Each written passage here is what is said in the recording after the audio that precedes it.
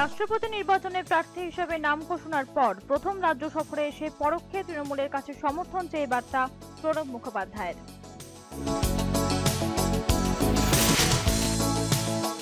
রাষ্ট্রপতি পদে মনোনয়ন দাখিলের আগে কুলদেবতা ও দিদির আশীর্বাদ নিতে শনিবার বীরভূমের কীর্ণাহারে প্রণব মুখোপাধ্যায়।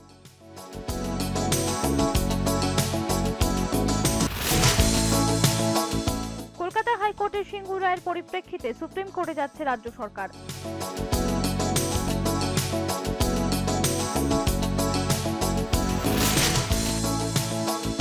সিঙ্গুরের অনিচ্ছুক কৃষকদের জমি ফেরত দিতে সরকার দায়বদ্ধ, কৃষকদের পাশেই থাকবে সরকার, ঘোষণা মুখ্যমন্ত্রীর।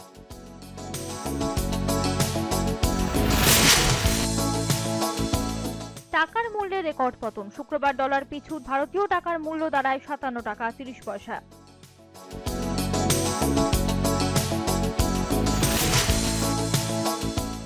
আগামী 48 ঘন্টায় 24 পরগনার, পূর্ব মেদিনীপুর, নদিয়া, দার্জিলিং ও জলপাইগুড়িতে ভারী বৃষ্টির সম্ভাবনা। বৃষ্টি হবে দক্ষিণবঙ্গের বাকি জেলাগুলিতেও।